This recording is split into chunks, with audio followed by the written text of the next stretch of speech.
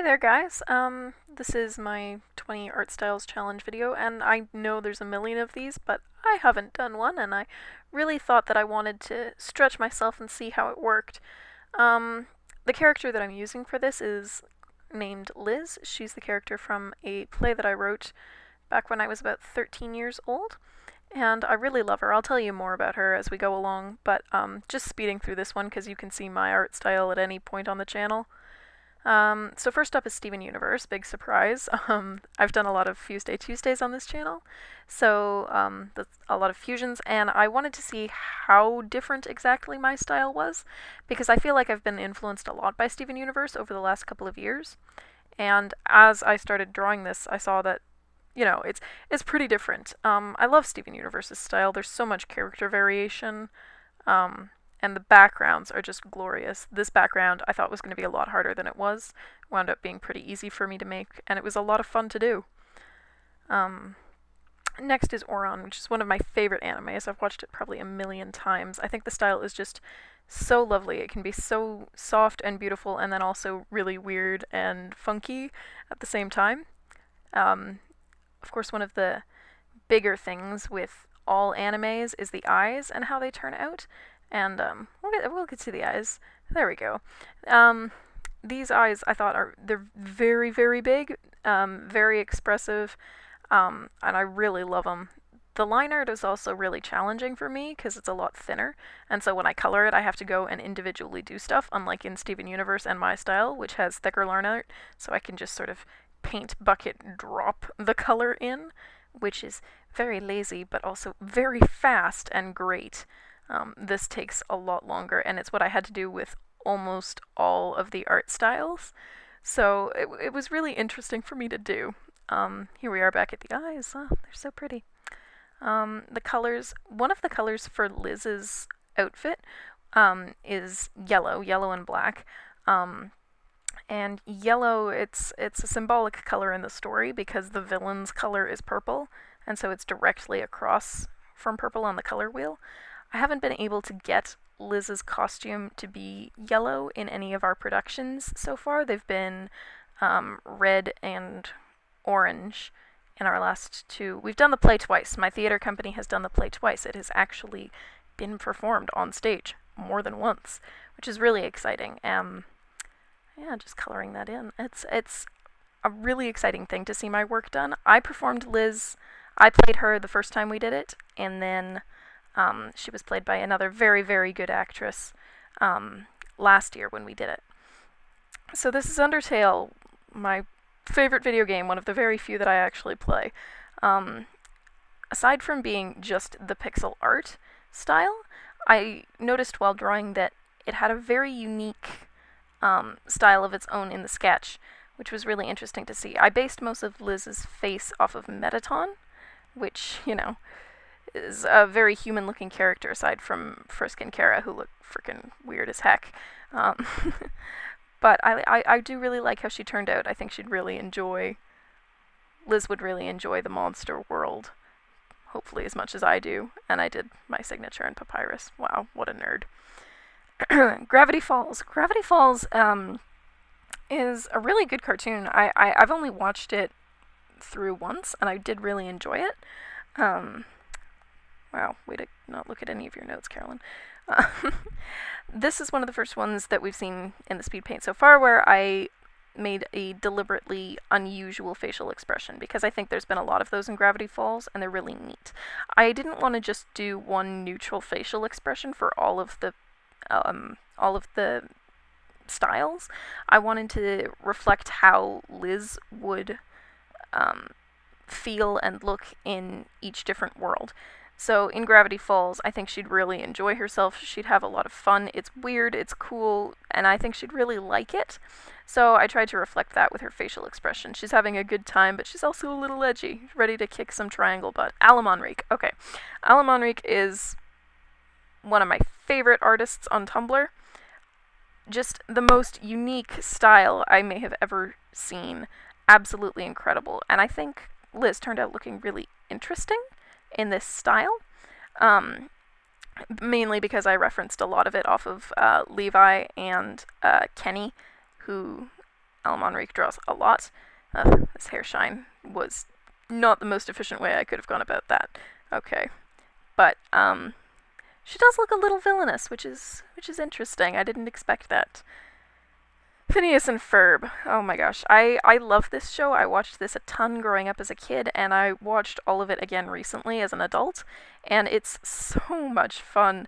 Just such a fun, creative show with a really big, bubbly style that I really like, and I think Liz would also really like it. She'll like pretty much any universe that is vaguely ordinary and sort of modern, and I'll explain a little bit more of that in another style. But I just think she turned out really looking quite good. It's a weird style, but I think I pulled it off. Lovely Complex is one of my favorite animes and mangas. The style of the anime is really close to the manga, so I didn't have too difficult of a time choosing which one to do. But I did have a difficult time figuring out what her hair should look like. Wow. Okay.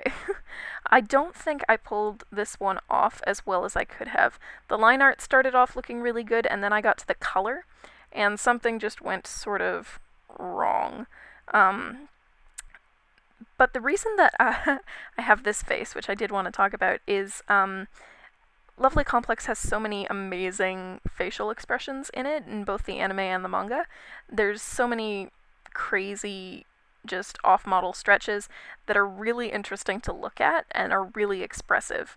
She wouldn't like the Lovely Complex world too much because it is a romantic world, same as Ouran, but since it is a little bit more of a slow burn, she'd probably not do too badly with it.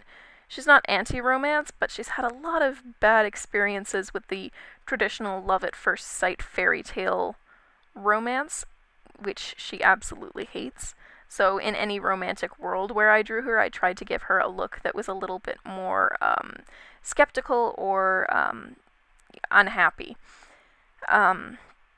Again, looking back at the colors, which we'll see in a second, I had trouble with her skin tone. I thought it was a little too dark for the style. Looking through, I eventually decided to keep it the way it was, because the pale looked just really wrong. I think it was here when I saw this picture that I decided to pull it back. I don't think she turned out too great. Nonetheless, she looks kind of like a Who from Whoville. Edorazi is someone that I've really admired looking at her art. Josie just does a fantastic job with all of her characters. She does a lot of Miraculous Ladybug and a whole bunch of other things, which I think are a lot of fun to look at. Her expression in this one is a bit extreme. I wanted to showcase some of the really fun expressions that Josie shows in her art. So it's not really a reflection of the world that Liz is in, but just sort of a showcase of a whole bunch of different elements from different pieces that I've loved of Josie's. And I think it turned out pretty well. I really love the way her coloring works. And I think it's really neat. The line art was especially interesting for me. It's got a very sketchy sort of look. Not sketchy as in suspicious, but as in, like, a sketch. I tried doing the shading in a couple of different ways, and this was the way that worked.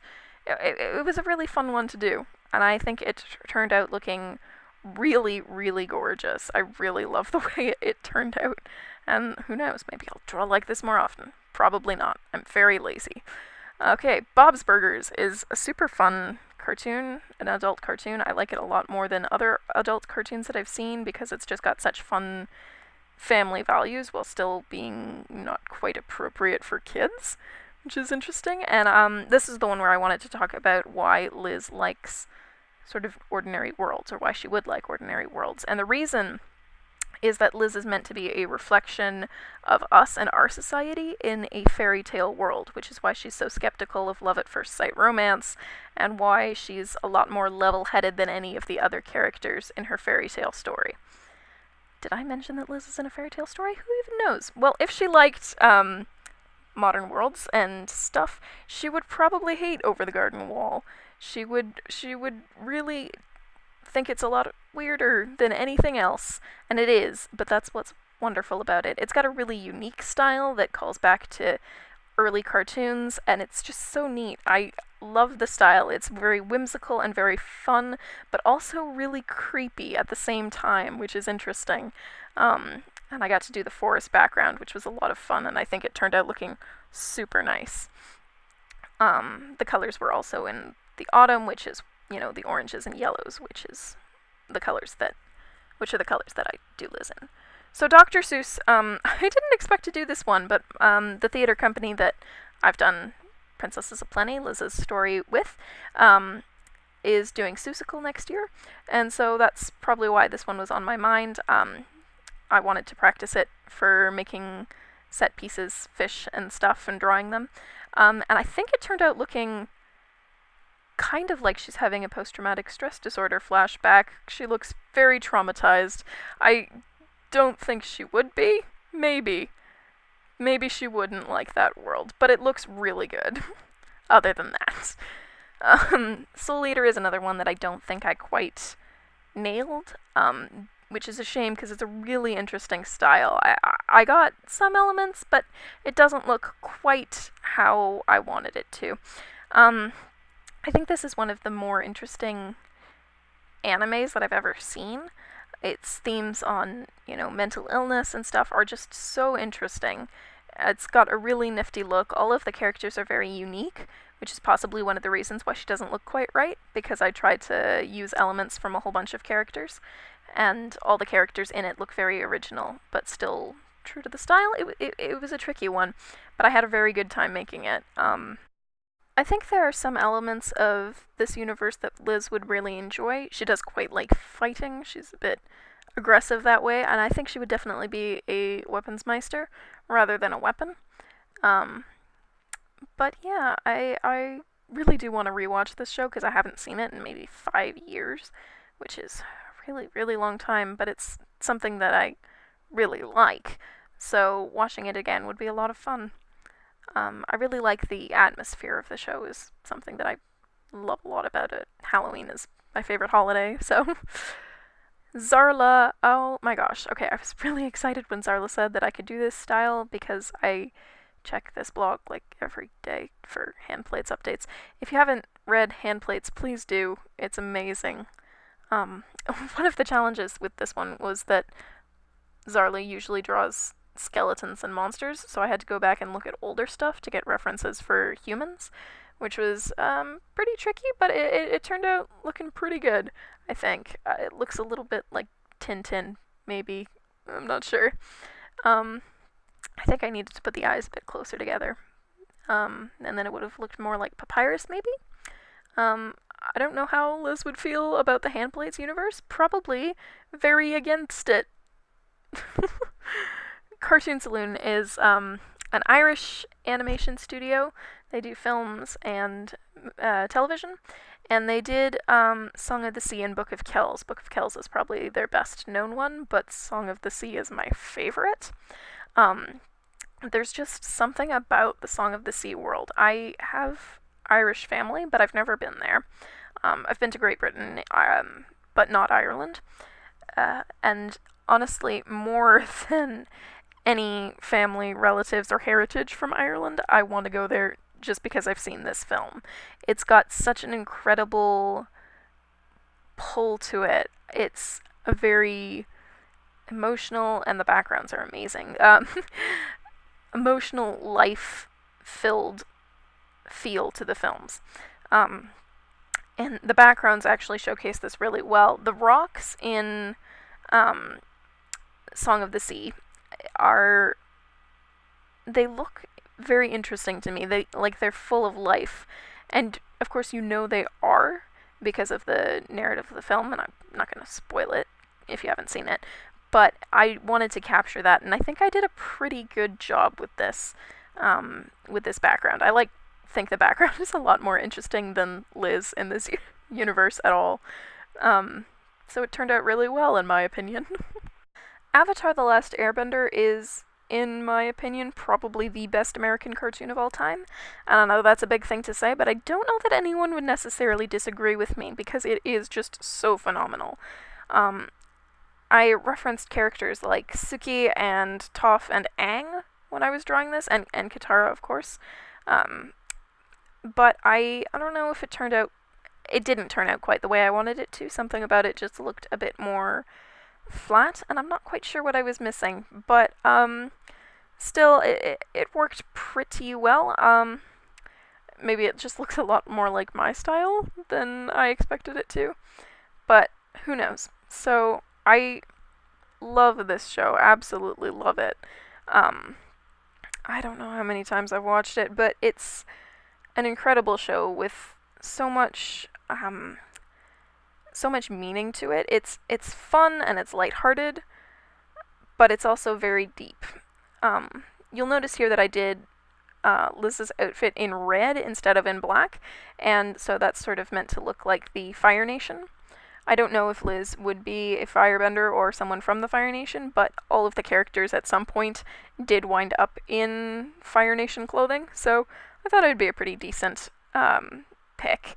I didn't want to just do her in black. I mean, I did her in black for all of them, but it seemed like this would be a good time to switch it up. And she looked pretty good.